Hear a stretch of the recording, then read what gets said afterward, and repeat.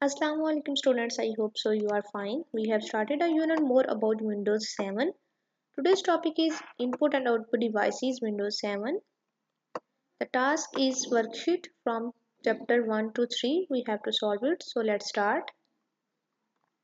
Question number 1 is who am I? मैं कौन हूँ? First statement is I am a small picture on our desktop. कि मैं desktop पे एक small picture हूँ. So the answer is icon. Second, I am a location for organizing and storing files कि मैं फाइल्स को ऑर्गेनाइज और store करने के लिए एक जगह हूँ. तो the answer is folder. See I am the background image that you see on the desktop. मैं एक बैकग्राउंड इमेज हूँ जो आप डेस्कटॉप पे देखते हैं. तो the answer is wallpaper.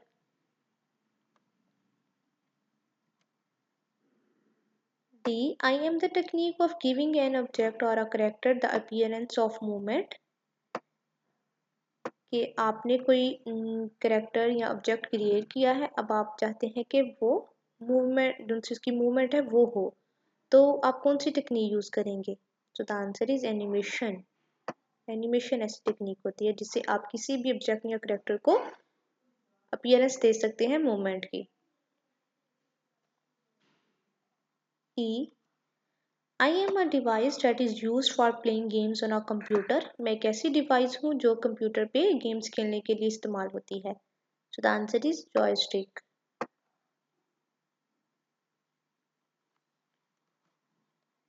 Question 2 jumbled words. आपने वर्ड्स आपके पास गिवन है और नीचे हिंट भी दिए हुए हैं. आपने रीअरेंज करने के बाद प्रॉपर एक वर्ड जो है वो बनाना है. ठीक है. सो पहला आपको दिया गया है ये और नीचे हिंट है इसका. A device used to listen to sound from a computer. एक ऐसी डिवाइस जिससे हम कंप्यूटर से साउंड को सुन सकते हैं.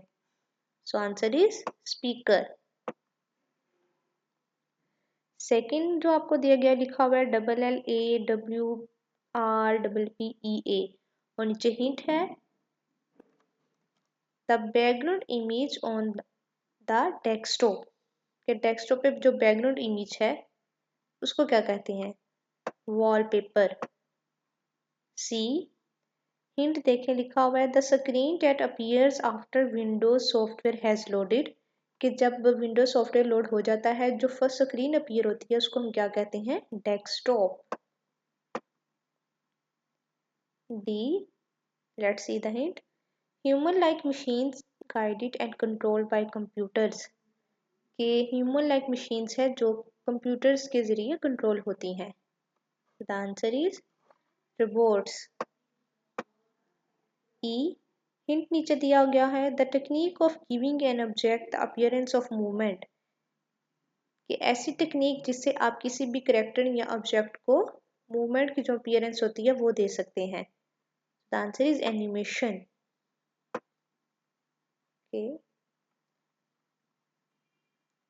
ओके थर्ड लिखा हुआ है give the full form of the following. के नीचे आपको वर्ड गिवन है कि आपने इसकी फुल फॉर्म बतानी है. एटीएम की फुल फॉर्म क्या होती है? ATM means automated teller machine. Second, VDU. VDU means visual display unit.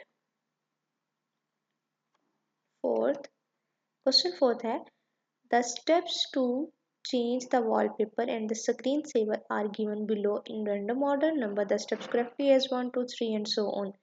के नीचे आपने वॉलपेपर और स्क्रीन सेवर जो है ना वो आपको चेंज करना है और नीचे स्टेप्स गिवन है लेकिन ऑर्डर में नहीं है. आपने इसको करेक्ट ऑर्डर में लिखना है कि कौन सा स्टेप पहले आना चाहिए. ठीक है. फर्स्ट है जी ए में द कंट्रोल विंडो अपीयर्स. नहीं ये तो नहीं होता first step. Click the personalisation option. No. Click start control panel. ये ऑप्शन जो सा होता है आपका पहला होता है. Click start control panel. ठीक है. सो यहाँ हमने लिख दिया ये कौन सा ऑप्शन है? सी. तो यहाँ सी लिख दिया. इसी तरह अगर आप 1 2 में अरेंज करना चाहते हैं तो इसके सामने हमने 1 लिख देना है कि फर्स्ट स्टेप ये वाला है, ठीक है। सेकेंड स्टेप है, सेकेंड स्टेप क्या होगा, ए वाला, द कंट्रोल विंडो अपीयर्स, ठीक है। सो हमने सेकेंड स्टेप, सेकेंड पे ए लिख देना है, और अगर 1 2 के 3 इसलिए करना है तो यहाँ 2 लिख देंगे, ठीक है। आप इनमें से कोई भी कर सकते हैं, आपकी मर्जी है। थर्ड स्टेप क्या होगा, the personalisation window appears, no, click the personalisation option. Third आपका होगा जी click the personalisation option. So हम थर्ड नंबर पे बी लिख देंगे, और अगर हमने 1 2 3 में करना है तो हम इसके सामने स्टेप 3 लिख देंगे, ठीक है। अब इन दोनों में से देखना है कि स्टेप 4 कौन सा है। From this window you can change the wallpaper screen, no, the personalisation window appears, ये आपका है जी फोर्थ स्टेप। सो हम फोर्थ नंबर पे ई लिख देंगे और इसके सामने 4 लिख देंगे।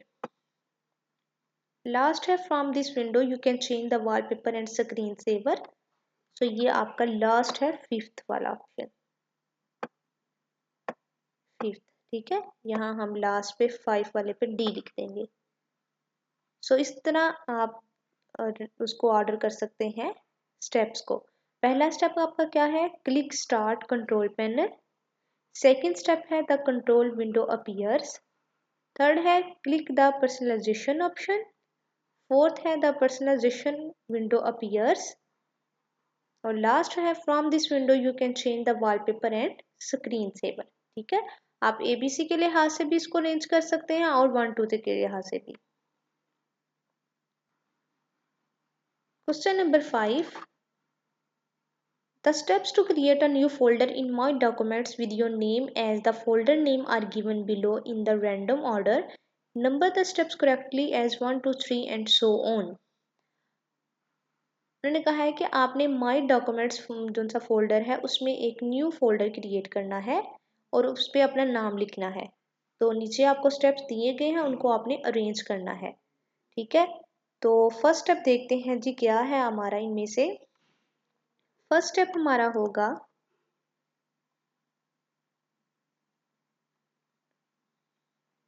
In the left pain of Windows explorer screen click my documents. पहले हमने वो ड्राइव या फोल्डर खोलना है जहां हमने न्यू फोल्डर जैसा क्रिएट करना है। तो फर्स्ट स्टेप ये है आपका, तो इसका कौन सा सी वाला, तो सो फर्स्ट पे हम सी लिख देंगे, ठीक है। सेकेंड स्टेप क्या होगा, फिर आपको वहां नजर आएगा click new folder organize menu में, फिर आप उसको क्लिक कर देंगे। सेकेंड स्टेप ये हो गया, तो सेकेंड नंबर पे हमने ए लिख दिया, ठीक है। थर्ड स्टेप क्या होगा, A new folder will appear in the right pane of the screen, कि आपको राइट साइड पे एक न्यू फोल्डर जो सा वो क्रिएट हुआ नजर आएगा। ये आपका है थर्ड स्टेप। सो हमने थर्ड नंबर पे डी लिख दिया, ठीक है। फोर्थ क्या होगा, आपने क्या करना है जी, type your name in the place of the folder. New folder की जगह आपने अपना नेम लिख देना है, ये आपका है फोर्थ स्टेप। और फोर्थ नंबर पे हमने इसका क्या है नंबर बी, तो यहाँ बी लिख दिया। लास्ट होगा जी प्रेस द एंटर की, फिफ्थ स्टेप आपका यहाँ ई आ जाएगा, ठीक है। तो इस तरह आप किसी भी न्यू फोल्डर को क्रिएट कर सकते हैं, ठीक है। अब ये ए बी सी भी लिखा हुआ है, 1 2 3 भी लिखा हुआ है, आप 1 2 3 भी यहाँ लिख सकते हैं। लाइक जो स्टेप है फर्स्ट वाला उसके सामने 1 लिख दे।